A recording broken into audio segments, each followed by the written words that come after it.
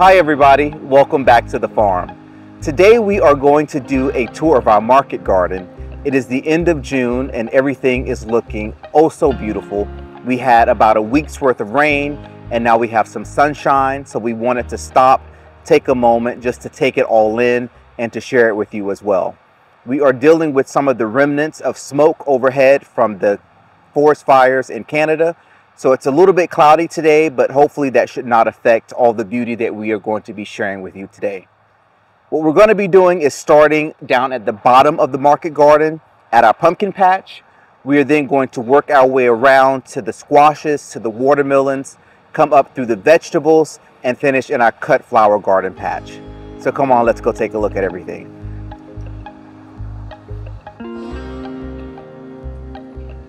Here we are at our pumpkin patch. Right here, we have 13 rows of pumpkins that are planted. On the side that is closest to me, these are primarily edible pumpkins. And on the back side that's closer toward the road, that's where we have planted our decorative pumpkins this year.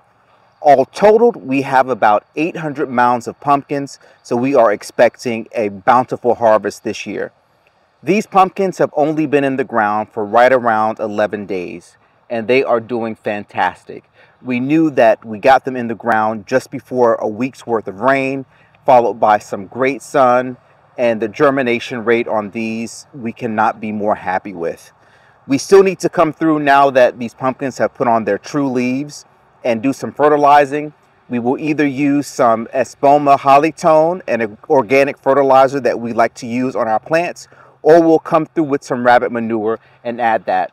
But pumpkin patch this year is looking great. The video right before this one is the video that we did on the pumpkins, so check that out. We also added irrigation this year for the first time. Last year our pumpkin patch was in the same area, but we did not have irrigation added to it. We still got a pretty good bounty, but we are really excited to see this year how everything is going to change now that the pumpkins will get more evenly watered throughout the season. These will take somewhere between 80 to 100 days for everything to be ready to be harvested.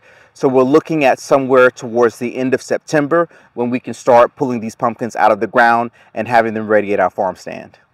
So right next door to where we have our pumpkins, on this end we have our watermelons at the top, and on the bottom half of the watermelon we have corn right here. We have some ambrosia and some other different variety of sweet corns.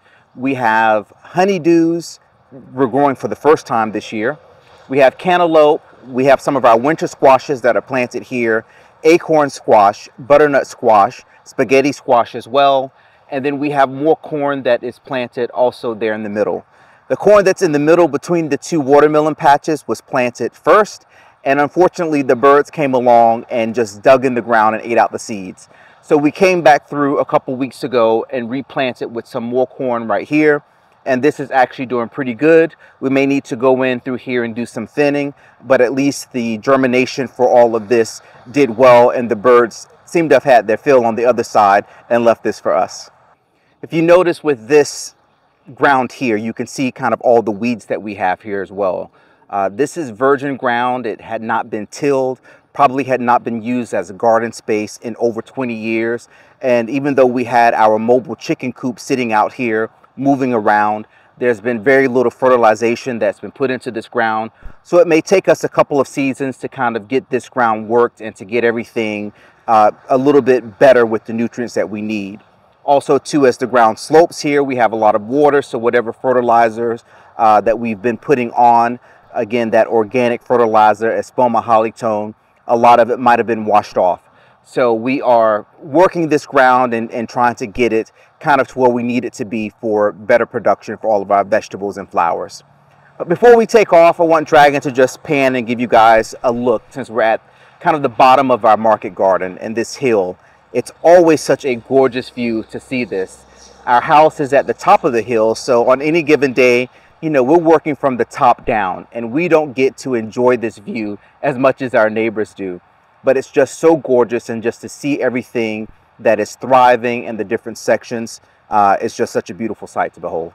All right, let's go on up here and take a walk through between the squashes and the watermelons, and we will see what we have growing up here. So our watermelon patch this year, we are trying something new. Every season is an opportunity for us to see if we can be better and smarter at the things that we're doing. And this year we have been using this woven fabric. It's been a blessing and a curse just as much, because this patch of the watermelons, we started 3 weeks sooner in our little greenhouse than we did the other patch that's right over here. So these were bigger when we put them into the ground, even though this patch and the next patch right over went into the ground at the same time. Those we direct seeded, and these, because they had a little bit of a better start, or a head start at least, they were able to help hold this woven fabric down. As much as we put landscape staples in here, it just did not want to stay. And the wind, any little breeze would just pull this up. So we have had to come out and secure this a million times over, which is why on this side there is no fabric. There used to be fabric, but after a few tries and a few big wins, we decided to just take that up and just let the watermelons go. At some point they will look a lot like their bigger brothers and sisters over here, and they will start to cover out and hide out those weeds, but everything is still looking pretty good over there, so we aren't too worried about that. Growing this year and this season has really been a lot about trying to free ourselves up for other resources and things as the farm is growing, as the amount of food that we're producing is also increasing. So we don't want to have to spend a lot of time outside being too hands-on with the things once we put them into the ground. That brings me also to drip irrigation that you see here. So we've been using drip tape throughout the market garden this year. We have our emitters right here. We try to get them right to where the plants are. So here we have drip tape run similar to exactly what we have over in the pumpkin patch. And we have the same thing run to our vegetables and also to our cut flower garden. This year we're growing 4 varieties of watermelon. We have the Jubilee, which is that nice oblong shaped watermelon. Last year it was our #1 seller. We grew several 40-pounders of those, and we saved the seeds from a lot of our bigger ones that we have growing here. I mean, look at how great all of these watermelon here are running. We also have Crimson Sweet, which was another variety that we grew last year. That's the round watermelon that you might typically find in grocery stores. And then we've added 2 new varieties that we've never grown before. One is the Charleston Gray, and that's an old-time variety, a southern favorite. And the second one is a Black Diamond. That will also be a new variety for us this year. But right here on this vine, we have some watermelon that are already starting to form.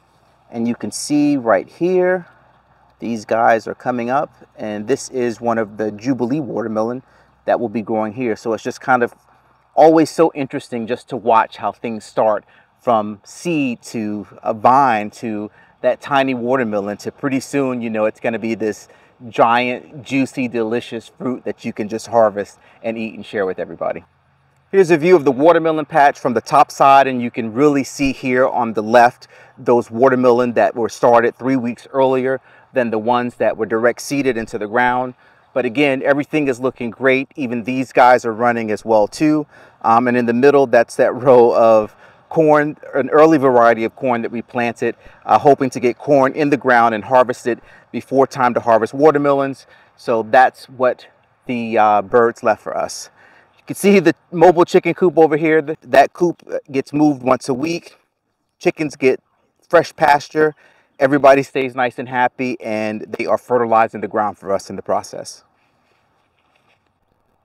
We're going to bypass the cut flower garden for now and go down to the vegetables, and then we'll come back through and talk about all of these beautiful things here when we're done with our veggies.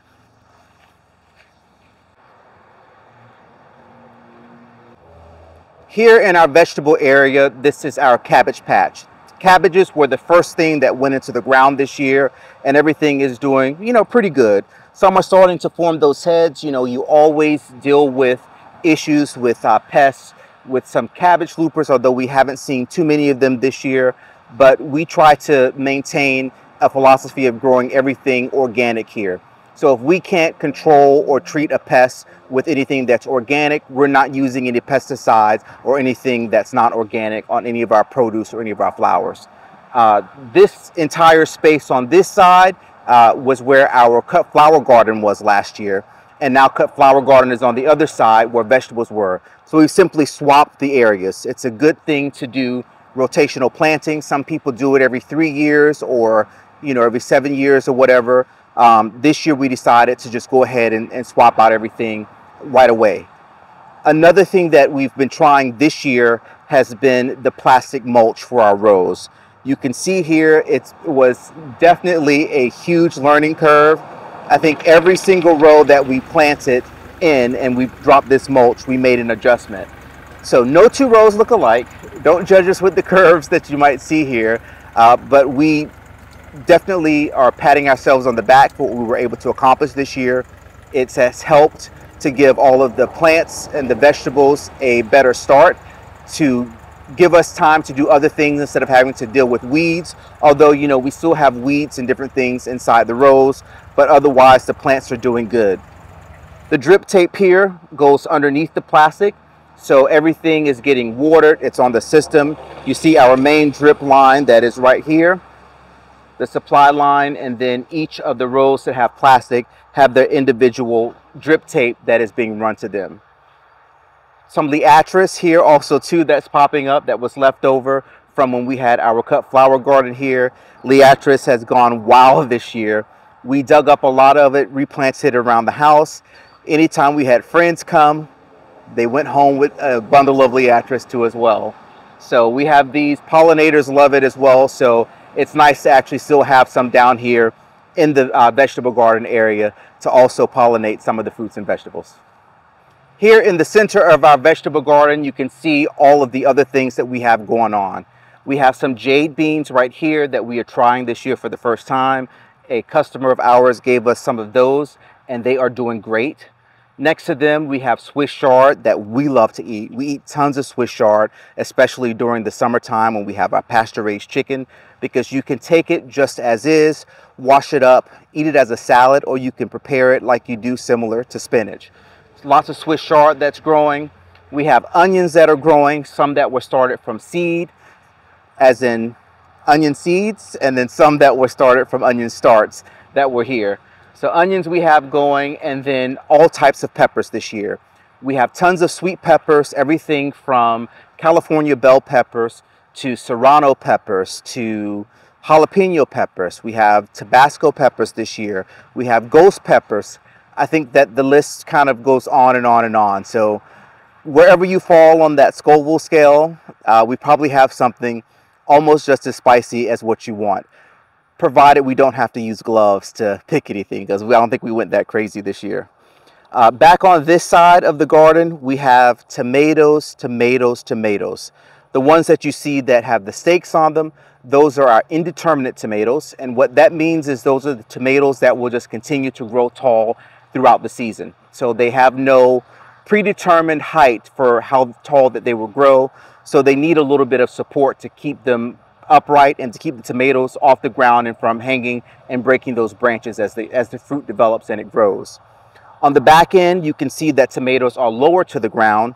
Those are all determinate tomatoes. So the determinate tomatoes will not get as tall as the ones that are staked up. The thing with those is they will typically put on their fruit all at once, and then they might be done for the season. Whereas these taller guys here will continue to produce. But you can look, we have Roma tomatoes that are right here. These Roma tomato plants are just bursting with fruit on them. These are doing amazing. This one right here is doing amazing. So we will have tons of tomatoes to pick very soon. I mean, look at even one of the determinate tomato plants that's right next to it.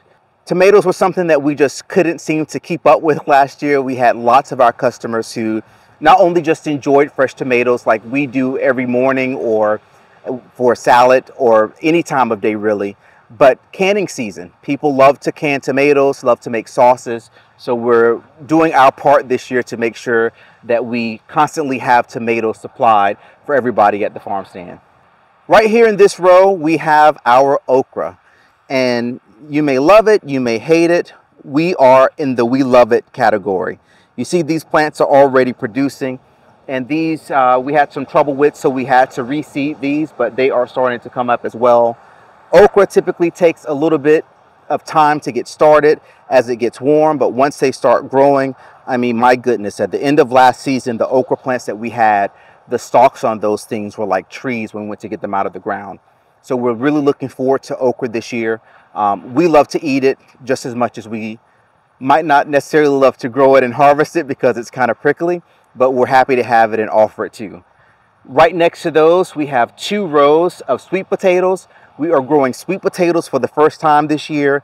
These guys had a little bit of a rough start, it seemed like, getting going. They had, you know, some insects were attacking them, but similar to our wax beans and our green beans, once they started getting their growth and that burst, they have overcome the insects and they are looking fantastic. So these are starting to vine. They're looking amazing. We came through earlier this week and did some weeding on these. So we are just happy to see all the growth that's happening here. And we're looking forward to harvesting sweet potatoes and having those for the first time this year at our farm stand.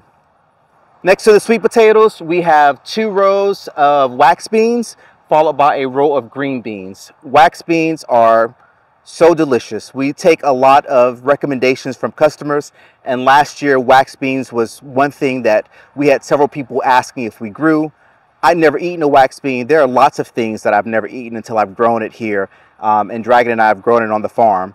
But wax beans are at the top of the list of things that I recommend and love eating now, almost more than green beans, because you can just pick them right off and just eat them. Like, they're that delicious. So wax beans we will have, green beans we will have, and of course those jade beans we will have too, that are all in the garden this year. Right here in the front, this is milkweed. You know, milkweed is a great food source for butterflies. We love to protect the butterflies, those monarch butterflies, everything that is very beneficial to all of our food sources. And these just grow wild here. In our orchard, we have tons of milkweed that's there. A lot of people plant milkweed gardens, but we are super lucky. Perhaps, you know, a previous owner may have planted milkweed, or perhaps you know, some seeds might have been carried here by birds. But whatever the case is, we have tons of it here and tons of it down in our orchard too. So we are happy to be able to supply, you know, those butterflies with a food source right here at the farm. So now that we've seen all the things that we have to eat, let's go and take a look at some of the pretty things that we have to smell and to decorate and to give out. We're going to take a look at our cut flower garden. So here in the flower garden, we have mostly our filler flowers that are on the bottom end and kind of our stars of the show that are further up at the top. This year also too, we were able to add again that plastic mulch to some of our flowers here. You can see that it's here. And then we have sections like this, and also too where our sunflowers and gladiolas are, where we did not use mulch, but that gave us an opportunity to use 2 strips of drip tape to add extra irrigation and also do some additional planting. On this end, we have zinnias that are started at the bottom here. These were direct seeded. We have some zinnias over on the other side of the garden that are a little bit further along. As we make our way up, we have some celosias that are there and some other filler flowers at the top that are just starting to poke out. We have some baby's breath. We have some basil that is there as well too. Some different colorful basils that are also great for adding to your flower arrangements. Over here on this side, we have some aster or pom-poms. These have always caught our eye. Anytime we've gone to the store and we've seen bouquets, they are just a gorgeous, gorgeous flower. And when we've bought bouquets at the store, these flowers seem to hold up for us longer than any other.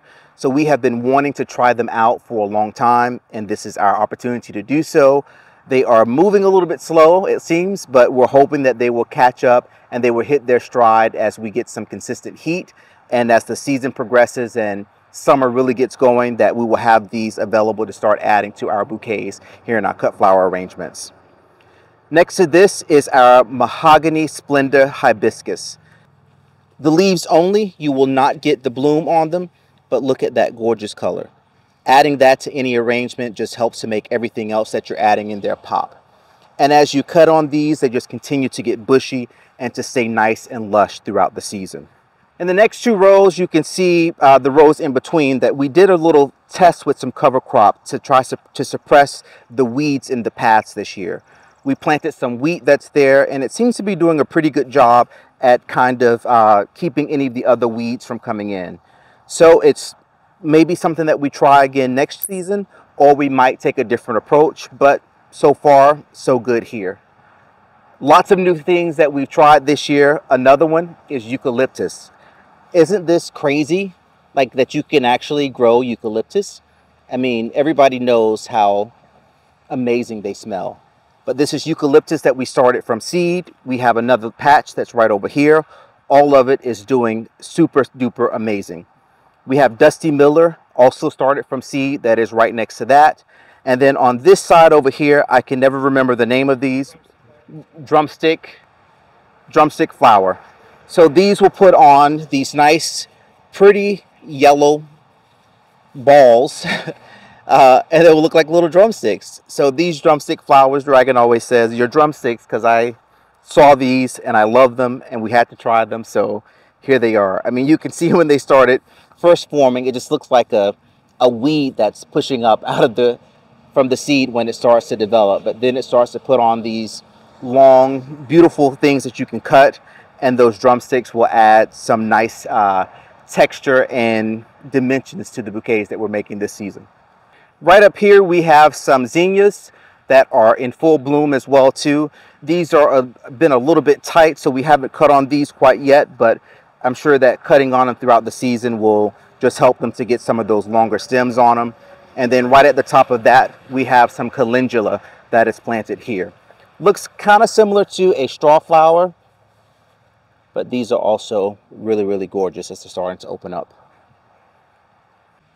We also wanted to have something that was blue to be added to our bouquets, and this is what we landed on.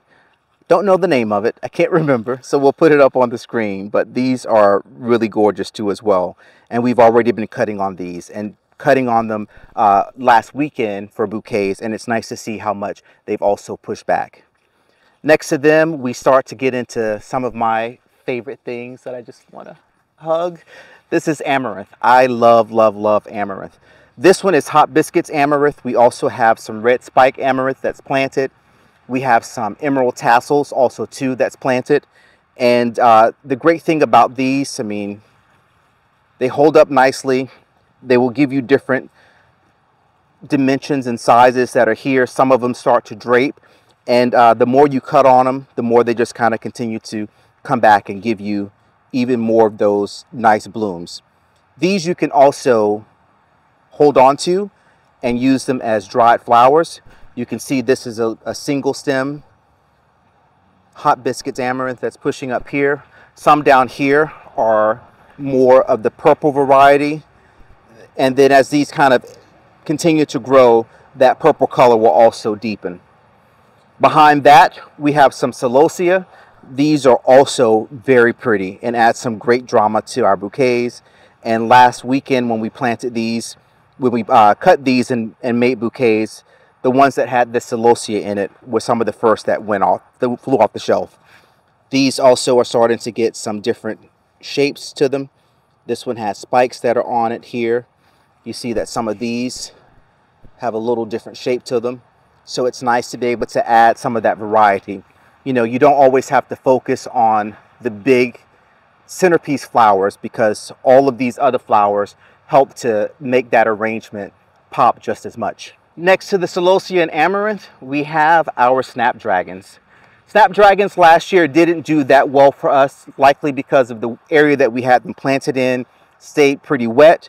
Here, they're doing a little bit better than they did last season, so we're hoping to be able to cut on these stalks and use them too for our arrangements. We have a lot of our snapdragons are from the Potomac color series, but you know, they all look amazing no matter what series you have them in. I think that snapdragons just have this elegance to them that doesn't ever go out of style. It seems like a very classic flower to have to add to any arrangement. More celosia planted next to the snapdragons. These are still a little bit on the shorter side, so we will let them grow and do their thing. And then just recently we added here some daisies that we cut back severely, so everything here will need to be flushed back. So Isn't that much color on them to see right now, but once those start coming up, we'll be able to offer those and add those to our bouquets as well. Next to daisies, we have our cosmos. Cosmos are a beast when it comes to growing them, how great they do.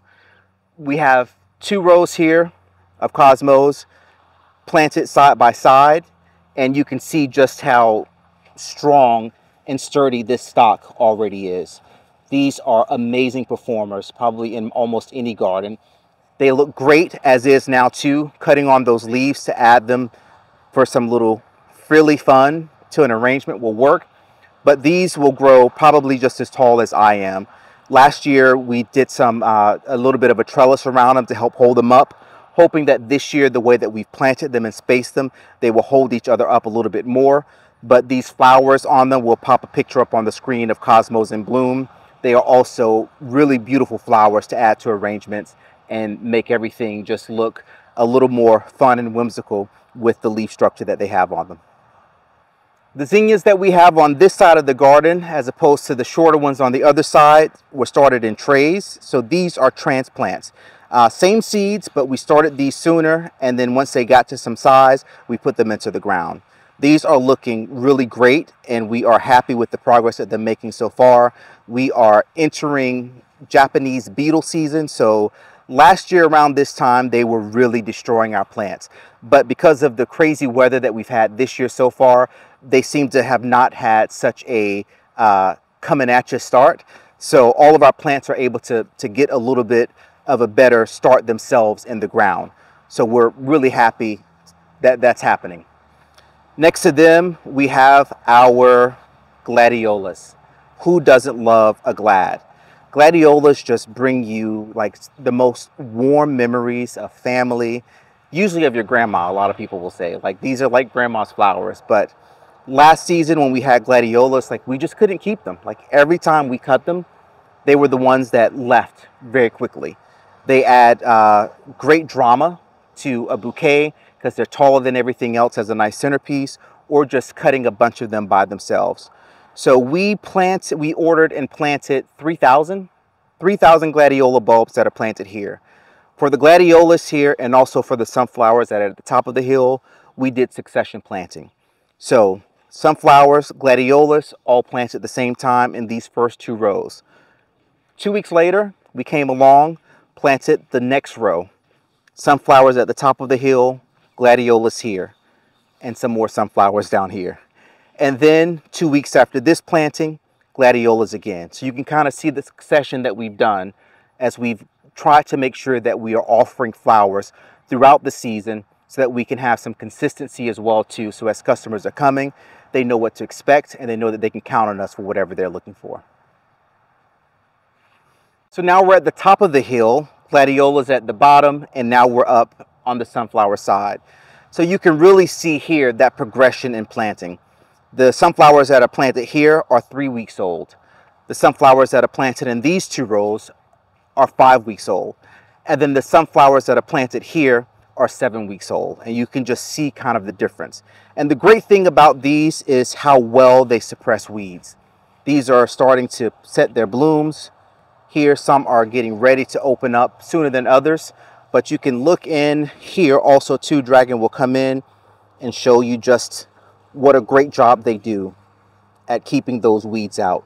No need for us to put down any fabric or grow them into that plastic mulch, because these, once they take off, do a great job of their own at holding everything back. Looking forward to cutting on these. We have, I don't even remember how many varieties, so we'll just pop up several pictures of the different types of sunflowers that we have. But these are all from the Pro Cut flower series. So the Pro Cut series are developed so that they do not drop any pollen, which is great when you have cut flowers. You don't want that pollen just all over the place, your countertop or whatever. So that's all we grow here is the Pro Cut series. No pollen to be dropping from these. The other thing with those, however, is they typically only produce 1 flower. So instead of having a bunching or branching sunflowers that you may be able to cut, or flowers that you can cut and come again flowers, once you cut the bloom off of this, then this flower is done for the season. which is why you see we do the succession planting, so that we can have flowers all throughout the season from now, hopefully all the way through early to mid-fall. So here we have our black-eyed Susans, also known as Rudbeckia. We have 3 varieties that we've grown this year. These that are opened here should be the Sputnik variety. They have a black circle around them. Dragon and I both agree that they don't look as pretty as we thought that they would look. So these might not make a return next year. We have some that are growing in another area here on the farm, and they don't have as wide of a black circle on them. So they look a little bit better. We do have some green-eyed Susans also too. Here's one right here that has opened up. These we had last year. They did not turn out that well. So we're looking forward to seeing what the production is like that we get on these. And then we have some Sahara that are at the end here. They got a little bit of a slower start, but we'll pop up a picture of those on the screen. And they have a little bit more of a multicolored variety pattern to them. And those look gorgeous. So we're hoping that they do as well as the Sputnik variety is doing right now. Here is one of our big success stories for this year. It is our dahlias, because all of these dahlias were grown from seed. We did not have to buy tubers. We did not have to save tubers. And we are super pleased with this process. It was easier. We might be adding it into our rotation every year. So you can see here that we have 2 different sizes. The smaller dahlias that we have here are dahlias that were seeds from Baker's Creek. The great thing about these is they would look really nice in flower beds because they stay on the shorter side. The downfall is if you're like us and you're hoping to use them as cut flowers, you don't get that many long stems on them to be able to use them for cuttings. Right next to them, you have our dahlia seeds from Johnny's. These have grown like gangbusters. Look at how tall these are. Take a look at this one right here. The pollinators are always on them, always loving them, but you can see just how tall this guy is. We've gone through also too and made sure that these are staked up because the Johnny's dahlias, because they are so tall and so heavy, they needed some extra support, unlike the Baker's Creek that are stayed shorter and they have not needed staking or trellising as of yet. We have noticed that some of the dahlias are wilting, like this one right here. We can only assume that perhaps the plastic mulch is keeping them too hot. We know that they have enough water and moisture because of the irrigation. Every time we check, the ground stays nice and moist. Last year, we planted 80 to 100 dahlias that are over where our cabbages are, and we only had about a dozen of them that came up. That ground stayed too wet. We planted tubers there, and so to see the success that we're having here, in a different spot and a different planting rhythm, we are learning a lot this year about dahlias, hoping to be able to at least save tubers from the ones that are the prettiest to us and that we enjoy the most. But then again, next year, go right back at it with some seeds and adding more variety and always changing up and offering something different for our flower arrangements. As much as the pollinators love these dahlias, unfortunately, so do the Japanese beetles. And it seems that they love the yellow the most. They seem to be attracted to the yellow color. So all of our yellow dahlias are the ones that are really being kind of infested more than any other. We do have some beetle traps. We have one here. This is a homemade trap. You know, you can buy the trap. The trap comes with this, and it comes with the lure, which is just lemongrass scented lure that attracts them. But we've gone through and we've been adding these around the property, and you can see how well this homemade trap is using. It's just using a couple of gallon water jugs, clear plastic jugs, and then spray painted this yellow to really give them something to attract them to visually, as well as that scent. And you can see how well it's working. Also, those beetles, excellent snack for your chickens. They love them.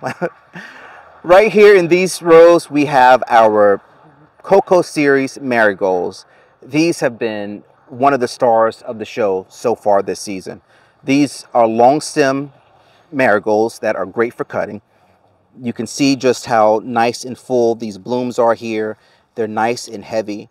And we've been cutting on these, and over a week later, these things are still looking amazing in the vases.